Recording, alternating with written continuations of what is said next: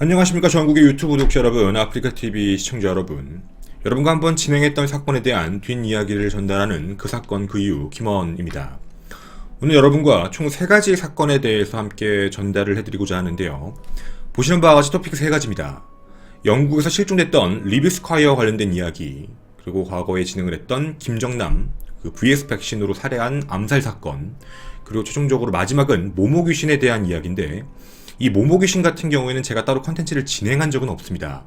워낙 많은 유튜버 분들이 이거에 대한 내용을 올렸기 때문에 따로 불필요하게 진행할 필요가 없다라고 판단해서 하지 않았는데, 이게 지금 현재 외국에서 조금 큰 사건화가 됐습니다.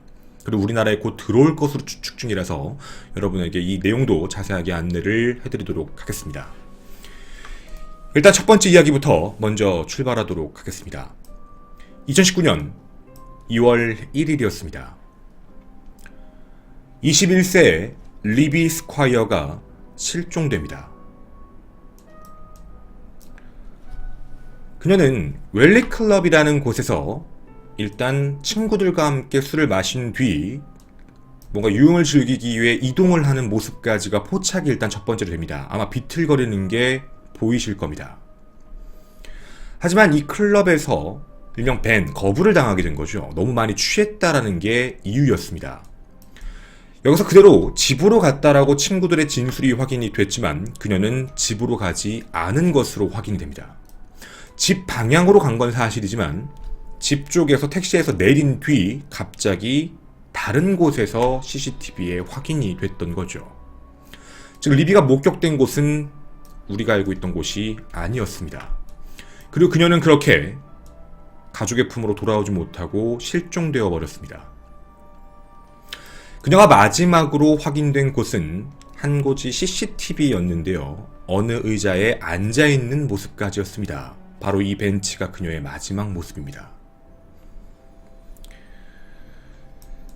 저희도 여러분과 이 컨텐츠에 대한 내용을 전달을 했고 최대한 빨리 가족의 품으로 돌아오길 진심으로 바라며 많은 사람들이 이렇게 그 마지막 벤치에 꽃을 달아놓고 빨리 집으로 돌아오길 바라고 있었습니다.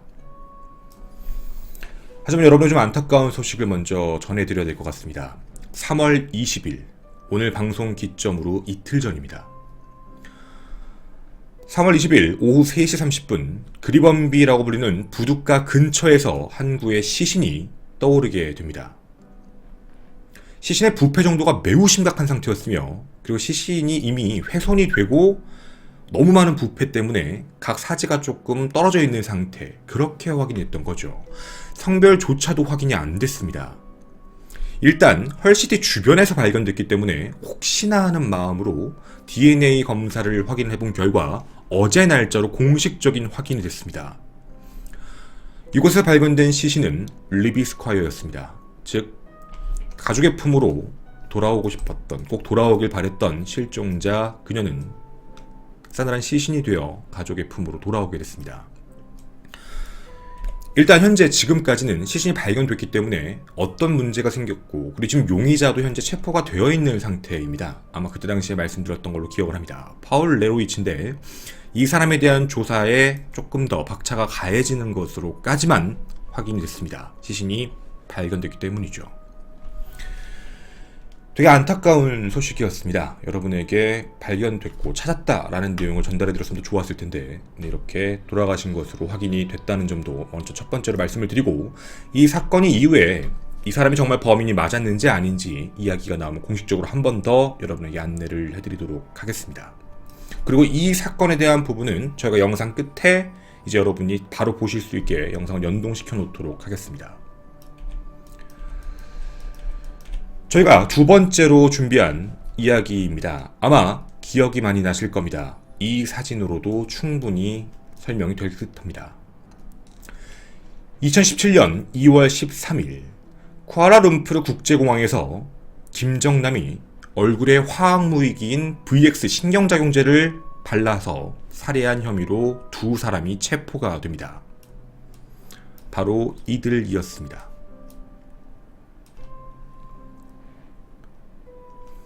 그 당시 사건 현장의 모습은 이런 모습이었던 거죠. 당시 잡혔던 사람은 국적이 조금 다릅니다. 한 사람, 베트남 국적의 피고인 도안 티 흐엉이라는 사람도 있었고요. 그리고 그 이외에 한 명 더 확인이 됩니다. 근데 이들은 이렇게 주장을 합니다. 억울하다. 사실 나는 당시에 뭔가 몰래카메라 같은 걸 누가 찍어달라. 좀 불쾌하지만 조금 이상한 냄새가 나는 물질을 얼굴에 바르고 그 반응을 좀 보고 싶어 한다라고 해서 돈을 받고 그 프로그램에 출연하는 줄 알았다라고 진술을 하게 됩니다. 하지만 당시 말레이 경찰은 김정남을 살해할 당시에 이 여성들이 보이는 모습 자체가 뭔가 알고 있는 듯한 움직임, 즉 모르고 이렇게 했다라고 보는 것과는 달랐으며 독극물을 썼다는 점, 그리고 몸에 묻었다는 점, 분명히 인식을 했을 것이다 라고 당시에 반박을 합니다. 그리고 이 부분이 혐의가 입증이 되면 최고 사형까지 가능한 상황이다 라고 방송이 아마 당시에 나간 것으로 알고 있습니다. 그리고 이들에게 이걸 얼굴에 발라라 라고 시켰던 사람은 북한의 공작원으로 확인됐던 거죠. 이들은 이렇게 되어 있습니다. 리제남 등 4명이었는데요. 북한은 발표를 조금 다르게 했습니다. 리제남, 리지연, 홍송학, 오종길은 범행 직후 곧바로 북한으로 도주를 했습니다. 북한 내에선 김정남이 아니라 김철이라는 이름의 자국민이 그냥 심장마비로 사망했다라고만 이야기를 했고, 이들은 그냥 우연하게 공항에 있던 사람인 거지 암살한 사람이 아니다 라고만 이야기합니다. 하지만 말레이시아는 북한인 용의자 4명을 암살자다라고 규정을 했습니다. 그런데 좀 특이했던 건 당시에도 북한 정권 자체를 사건의 배후로는 지목하지 않았습니다. 이 이후에 과연 사건이 어떻게 됐는지 아마 궁금하신 분들이 많으실 거라고 추측이 되는데, 일단 첫 번째 결과부터 말씀드리겠습니다. 보시는 바와 같이 인도네시아인이었던 이 여성 석방됐습니다. 말레이시아 검찰이 기소를 취하합니다. 즉 혐의가 없다. 이 사람은 인도네시아 국적자 시티 아이샤 27세입니다. 근데 좀 특이했던 게 뭐냐면, 원래 검찰 쪽에서 사건에 대해서 기소를 취하게 되더라도 법원까지 가서 법원에서 무죄라는 게 선고가 나와야지만 석방이 되는데, 여긴 정말 특이하게도 그냥 검찰이 기소를 취하자마자 바로 석방됐습니다. 그리고 이 부분에 대해서도 이야기한 게 좀 특이한 부분이죠. 원래 언론이 판단했던 건 몰래카메라라는 말에 속아서 찍었다, 근데 살해 도구를 썼다라고 하더라도 어쨌든 김정남을 살해했기 때문에 과실치사 같은 혐의가 붙을 것이다 라고 추측을 했는데, 이게 안 붙은 거죠. 언론이 다 놀래버린 겁니다. 그 나오면서 시티 아이샤는 정말 행복하다, 가족의 품으로 돌아갈 수 있어서 너무 행복하다라는 이야기를 하게 됩니다. 더불어 인도네시아 대사에서도 말레이시아 정부에 감사하다라는 표현을 했던 거죠. 언론은 주목을 합니다. 아니, 도대체 무슨 사유로 석방을 했어요? 왜 무죄라고 판단하시죠? 라고 얘기했지만 기소 취하와 석방 결정 이유는 현재까지 밝히지 않고 있습니다. 굉장히 어떻게 보면 갑작스러운 결정이었던 거죠. 해서 함께 같이 있었던 여성, 바로 흐엉도 똑같이 풀려날 것이다 라고 사람들은 추측하고 있었습니다. 지속적으로 인도네시아 정부와 베트남 정부는 무죄다라고 얘기하며 말레이시아 정부를 압박해오고 있던 것으로 확인됐거든요. 그런데 좀 특이한 결과가 하나 나왔습니다. 31세 흐엉은 석방이 거절됐습니다. 당시에 시티 아이샤가 석방되면서 흐엉도 똑같이 석방될 것이다 라고 판단을 했지만, 사유는 밝히지 않고 흐엉의 살인 혐의는 그대로 공소를 유지하고 재판을 진행하겠다, 즉 사형 선고가 가능한 상황입니다. 같은 장소에 있던 사람인데 한 명은 석방, 이유도 없이, 그리고 또 한 명은 그대로 둡니다. 지금 현재까지 이유를 묻고 있지만 그 부분에 대해선 답변을 하지 않고 있는 상황. 여기까지가 이 내용에 대한 내용입니다. 어떤 내용 때문에 이렇게 된 건지 현재 알 수 없지만 한 명은 석방, 같은 장소에서 한 명은 아직까지 재판을 받아야 되는 상황, 이렇게 안내드리고자 합니다. 이 이유에 대한 이야기, 흐엉과 관련된 부분이 또 나오게 된다면 여러분에게 다시 한번 자세히 안내를 해드리도록 하겠습니다. 여러분과 세 번째 이야기로 전달하게 될 내용은 조금 중요한 내용입니다. 제목부터 이렇게 말씀드리고 시작하겠습니다. 모모 챌린지가 다시 돌아왔습니다. 여러분에게 좀 위험성이 있다는 부분을 전달해드리고자 미리 말씀드립니다. 특히 아이가 있거나 10살 미만의 아이가 있거나 조카, 동생 이런 만약에 아이가 있다면 반드시 부모님께 이 내용을 전해주셨으면 좋겠습니다. 사진이 조금 놀라실 수도 있습니다. 바로 이 사진입니다. 흰자가 노출이 꽤 돼 있으며 크게 찢긴 입, 굉장히 소름 끼치는 얼굴, 그리고 닭의 몸을 갖고 있는 것. 모모라고 불리는 내용입니다. 물론 이 모모라는 것도요, 원래는 귀신이 아니었습니다. 도시전설 같은 괴담으로 존재하는 것도 아니고요. 원래는 일본 작가인 미도리 하야시라는 사람이 2016년에 그냥 특이한 조형물로 출품을 했는데 누군가가 이 사진을 찍고 SNS에 올리면서 이름을 모모라고 붙입니다. 누가 했는지는 아무도 알 수 없습니다. 즉 모모란 이름도 실제 이름은 아닙니다. 한 창작가가 만든 상상의 모습이며 귀신이라고 얘기하는 것도 당연히 아닌 거죠. 그런데 이게 어떤 일이 발생하기 시작을 하냐면 멕시코의 타바스코 컴퓨터 범죄수사부에 따르면 페이스북이 제일 시초 처음이라고 생각을 하고 있습니다. 모모 챌린지라는 게 생기기 시작을 했는데요. 그게 뭐냐면 모모 귀신에게 전화를 하거나 연락을 하게 되면 도전 과제를 주는 겁니다. 이런 걸 해라. 그리고 인증을 해라. 이걸 하지 않으면 너의 가족이 어떤 봉변을 당한다. 해코지 하겠다. 너를 죽이겠다. 이런 말이 달린 겁니다. 과거 우리나라에서도 유행했던 뭐 이 댓글을 보고 뭘 쓰지 않으면 어떤 일이 생긴다. 거의 이런 것과 비슷한 부분인 거죠. 이 부분이 유행을 타면서 전화를 해보았다는 영상들, 많은 유튜버 분들이 이런 영상들을 촬영하기 시작을 했던 거죠. 여기에서 나오는 미션도 굉장히 단순한 것부터 점점 내용이 깊어집니다. 뭐 예를 들면 공포 영화를 봐봐라. 뭐 이런 내용도 있지만 그 다음에는 예를 들면 자해를 해봐라. 더 심해지면 최종적으로는 자살해라 라는 내용이 들어오게 됩니다. 하지 않으면 어떻게 된다. 해외에서 이런 모모 챌린지가 점점 유행을 타기 시작합니다. 나중엔 그들의 전화번호까지 만들어지는 바로 위챗 프로그램까지 활성화되기 시작을 했던 거죠. 이곳에 모모라는 걸 검색하게 되면 이걸 프로필 사진으로 갖고 있는 여러 개가 뜨게 됩니다. 그리고 그 중에 연락을 하게 되면 답장이 정말 오는 경우도 있고 전화를 자동응답처럼 받는 경우도 있습니다. 당연히 그렇게 해서 이야기가 나오는 거죠. 우리가 여기까지 생각을 해보면 그냥 뭔가 재미를 위해서 만든 건가? 단순하게 생각할 수 있을 겁니다. 하지만 이게 해외에서는 조금 일이 커지기 시작을 합니다. 분별력이 있는 성인들 같은 경우에는 이거 그냥 웃기네, 재밌네, 혹은 되게 이상하네 이러고 넘어가지만 어린아이들에게는 문제가 생겼던 거죠. 아르헨티나의 11세 소녀가 모모 미션을 수행합니다. 이걸 하지 않으면 가족에게 해를 끼친다는 것 때문에 하나씩 하다가 결국엔 마지막 자살을 하게 됩니다. 그걸 어떻게 알게 됐냐면 자살 직전에 모모가 줬던 미션을 수행하는 걸 동영상 촬영을 해서 알게 됐던 거죠. 그리고 이것뿐만 아닙니다. 작년이었던 2018년 8월 28일 바로 이 아이입니다. 이 남자아이였는데요. 인도 아이입니다. 마니쉬라는 18세 아이였는데 이 아이가 미스테리한 죽음을 갖게 됩니다. 창고에다가 일루미나티라는 글씨와 그리고 데빌스 원 아이라는 글씨를 씁니다. 그리고 목을 메고 사망한 채 확인이 됐던 거죠. 왜 이런 사망이 일어났을까라고 되게 궁금증을 자아냈지만 결국 결론은 위챗이었습니다. 모모 챌린지의 미션을 수행하고 결국 자살을 한 거죠. 이뿐만이 아닙니다. 2018년 9월 4일 15세 소년이었던 파벨은 전기톱을 이용해서 자살을 합니다.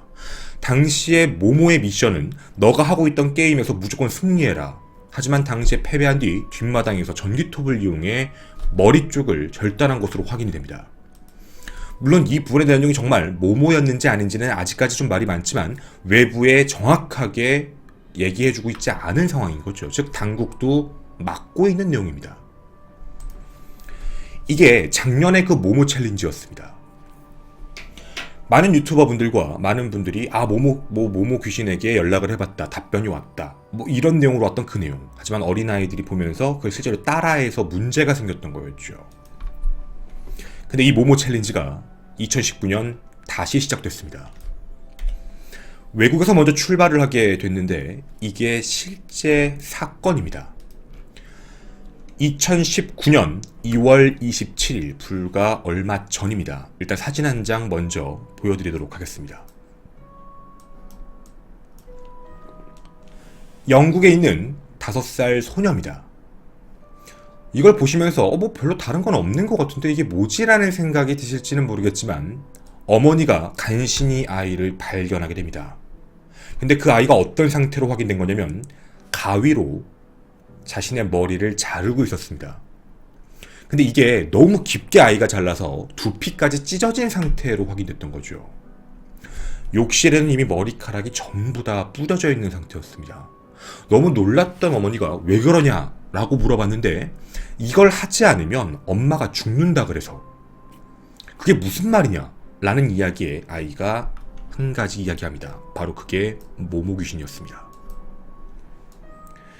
자기가 모모 귀신을 받고 모모 챌린지를 하게 됐고 거기서 이렇게 하지 않으면 문제가 생긴다 라고 이야기를 했다. 근데 엄마는 이상했던 겁니다. 분명 과거에 나왔던 위챗 이런 걸 아이가 쓰고 있지는 않거든요. 근데 어떻게 아이가 이 모모 챌린지를 하게 됐지?